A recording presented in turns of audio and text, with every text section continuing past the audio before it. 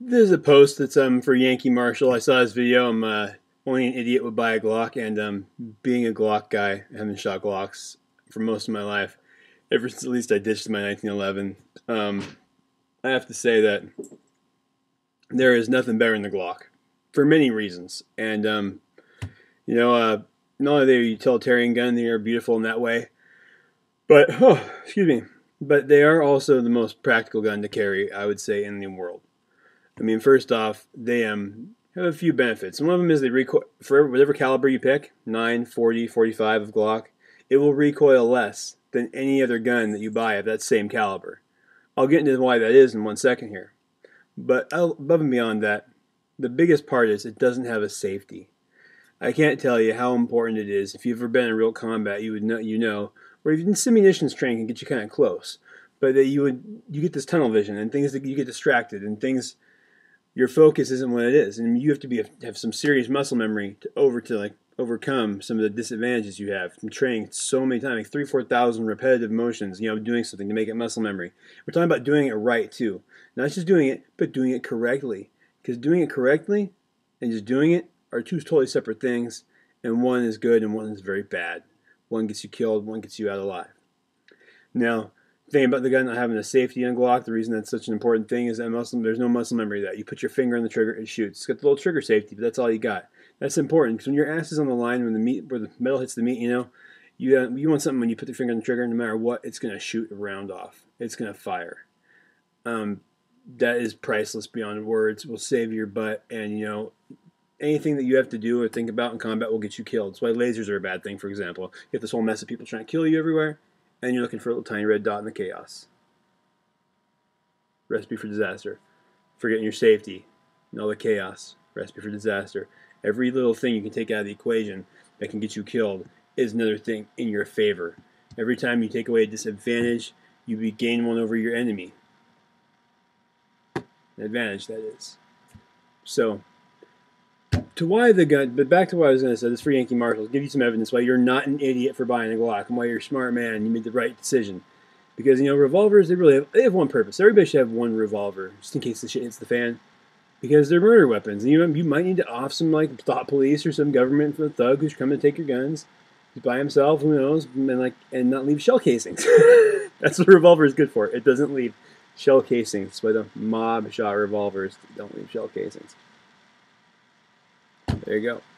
And they also leave very inconsistent markings on bullets because of the gap they have. That tiny it's not very big, but that microscopic gap between the actual rotating cylinder and the barrel. It can change the way the rounds are actually marked as they leave their guns from the rifling. So that's why you have a revolver. It's the one reason to have it. There's no reason to ever carry it. There's a reason to have it if you're ever planning on needing it and going out and using it in that fashion. That's really it. It's a murder weapon. This right here is why Glocks recoil less than any gun of a similar caliber. What we have right here is called barrel centerline. Sorry, they probably get the microphone probably pick up my voice very good. This is called barrel centerline. The barrel centerline is, if you look at this, is you take the center line, of the barrel. See that? There, and you draw a line to the center of the barrels. And then you're going to draw a second line, right? The second line is going to go where your foremost part of your hand, the top of your hand, the top of your grip of your gun, the top where your hand grips your gun, draw a line right there. The farthest up that which is usually, and see, this is another advantage too. This is why on any semi-automatic is more advantageous than a revolver, because so you grab a revolver, you see it rotates your hand forward. Your orientation of your hand is a little bit more like this, because it makes it easier to pull that big heavy trigger. Now, just lie on my face. Now, if you look at a semi-automatic right here, the orientation is more straight up and down, which means you don't have your actual hole of your hand, and it's not kind of like leaning out like this. You have more straight back of a grip. It transfers the force better to your forearm, to your shoulder, the whole 9 yards. So you're having a better orientation on the gun, on top of the fact that this barrel center line, what that is a measurement. It's a measurement between the top of your hand and the center line of the barrel. So these are pretty much close to scale. I kind of put the triggers over each other, kind of held them to the light, and then line them up. And this one looks a little shorter maybe, but it's because of the way that your hand is oriented in the gun. It's not actually shorter. But see, if you look at this right here then, you're going to notice that this right here, and this is just on the paper, like measuring right here, it's not an actual representation of the width, the distance from your hand the top of your hand to the actual center line of the barrel. It's just to measure this on the paper and then measure that on the paper, and then do like a so many times greater comparison.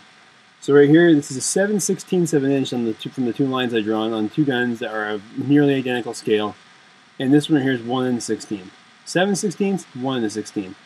You have literally 1 1/16, 7/16, 2 times the measurement on the barrel center line.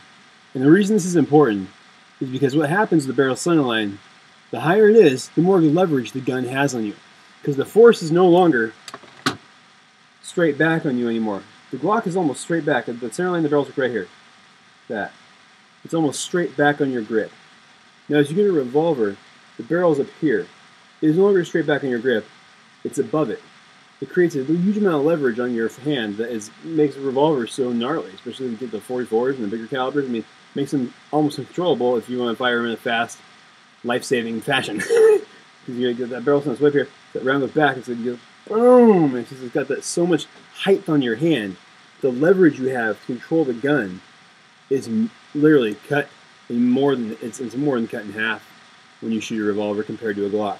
And Glocks also, there's no other pistol on the market that has that low of a barrel center line like the Glock does, for many reasons. First, how skinny that piece up in the back is there, the lower polymer frame.